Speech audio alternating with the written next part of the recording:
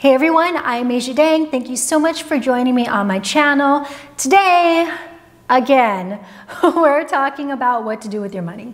Specifically, how to balance saving, paying off debt, and investing. How to do that. Please like, share, and subscribe if you love this video, and let's get started. So depending on who you listen to, a lot can be said. There can be a lot of opinions about what you need to do. Do you pay off your debt first before investing? Do you invest as much as you can now because time is on your side? But the one thing almost everyone can agree on is the very first step that you have to do is to build your emergency funds, to start saving. What is an emergency fund? I feel like if you watch my channel at all, you should know how to answer this question by now. An emergency fund is a savings account that you put aside in case an emergency comes about, in case you lose your job, in case you have a medical emergency, in case your car breaks down or your AC breaks down and you need to buy a new AC.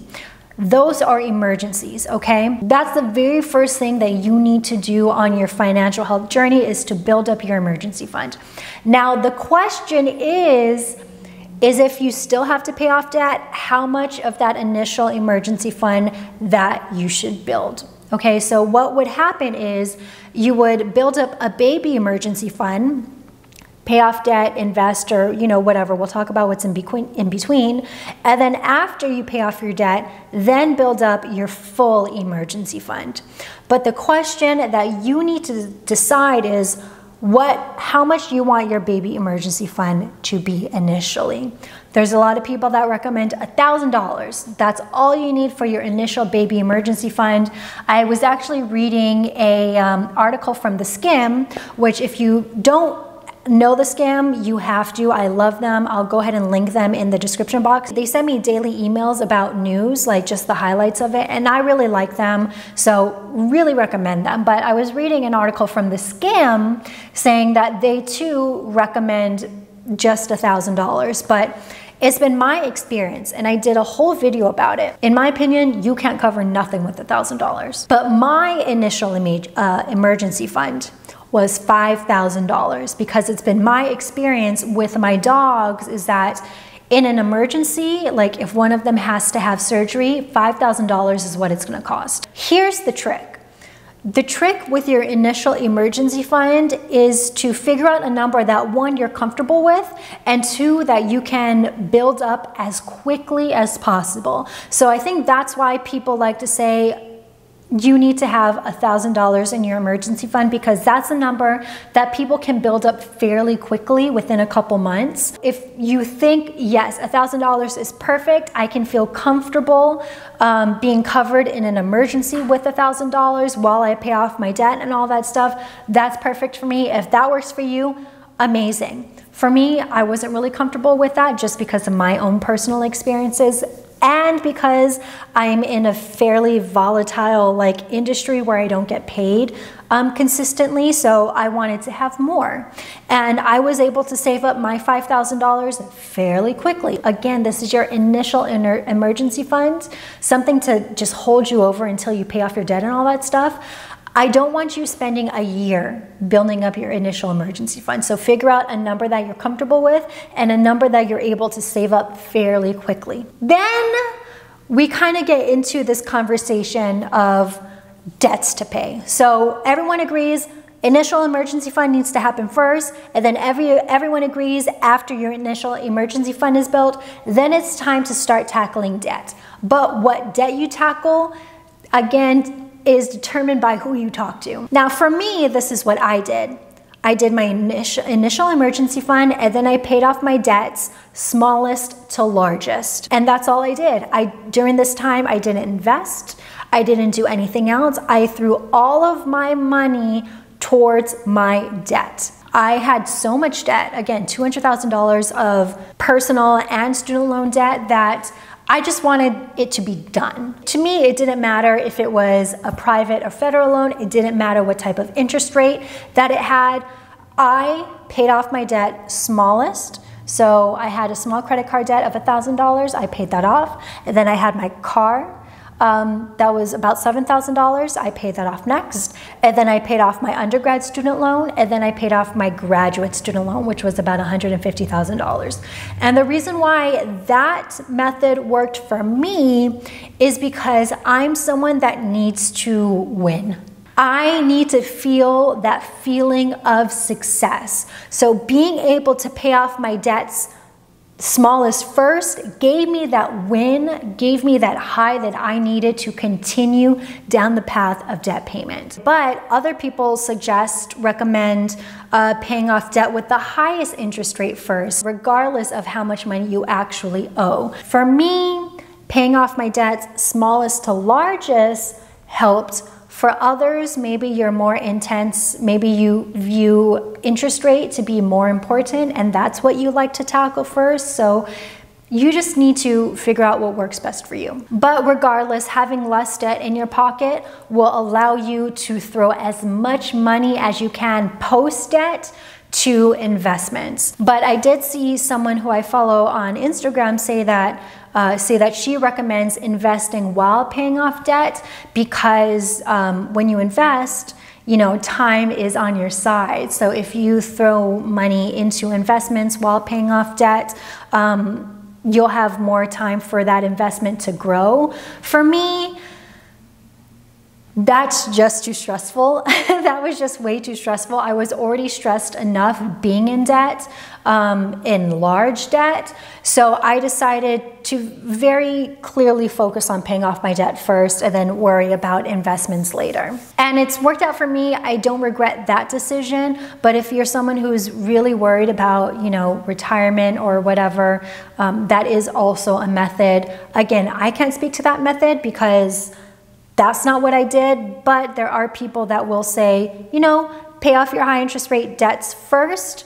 Once you do that, start contributing to investment. And then while you're doing that, pay off your low interest rate debts next. A lot of options for you. You know what I did, you know why I did it. So I just wanted to put out, you know, various options for you so you can see what might work best for you. I recommend what I did because I just think it's the easiest and most straightforward path towards financial freedom, but you might see it differently and that's totally okay. So now we're in step 3, which is step 1 is your baby emergency fund. Step 2 is to pay off debt in whatever form that means to you. And step 3 is to fully fund your baby emergency fund. Again, I've done a ton of videos on emergency funds. I'm not going to get too into it right now, but you can check the cards if you need to know exactly how to do that, what that means. And then after you do that, then you can go full force into investing. So the cool thing is at this point you've saved, you've paid off debt. So now you have a ton of wiggle room in your budget to invest. Invest in retirement, invest in funds for a wedding or a home, for your kids, all of that. I like how I said kids but pointed to my dogs. Now, what really got me confused when I first started this whole journey is people normally say you want to save for retirement, right? So I thought that meant I just put it in a savings fund and just leave it there. But what you're really doing is you're investing in your retirement fund. So it's a really small word, but mentally for me, I did not understand what it meant until I started doing it myself. Time is on your side and retirement is not cheap. Like if you want to retire someplace, like I would love to go back home to Hawaii. I would love to do that. But that's not cheap. Hawaii ain't cheap. Or I know people just want, like my dad really just wants to golf all day. And my mom actually, they both just want to golf all day in retirement. And my mom wants to get a house in Palm Springs so she can just go to the golf course whenever. But that stuff is not cheap. In terms of investing, retirement goals should be your #1 thing. Time is on your side, so the earlier you start your investing, the better, which is why some people, again, come circling around because I'm just trying to make sure everyone fully understands their options here, is that's why some people pay off their high interest rate debts first and then put money towards retirement and then pay their, I'm like doing this, trying to have you visualize this, and then pay their low interest debts next while still contributing towards investing in retirement, because they know that time is on their side. The more time it takes, the more time they have to allow their money to grow, the better. Again, that's not what I did, because I'm very one-track minded. Doing too many things at once kind of gives me anxiety,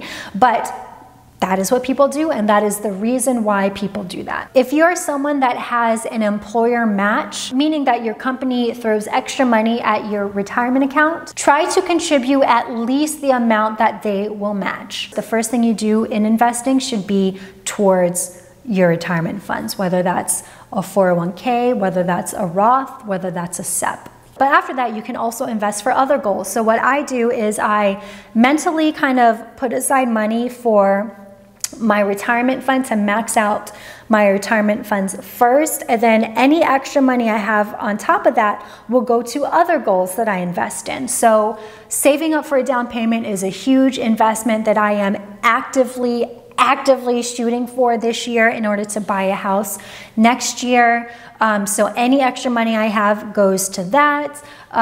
Some of you might want to save up for a baby, because even with health insurance, babies ain't cheap, and I'm talking about like delivering the baby. I read somewhere that it's probably going to cost $10,000 out of pocket, so you might want to start saving for that, saving for a wedding, saving for a vacation. These are all things that you can save for in investing. So again, even though I'm saying that I'm saving for a home down payment, I'm actually investing that money.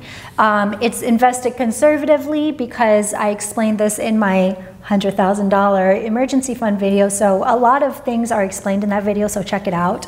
But it's being invested conservatively because it'll make me more than in a regular high earning savings account.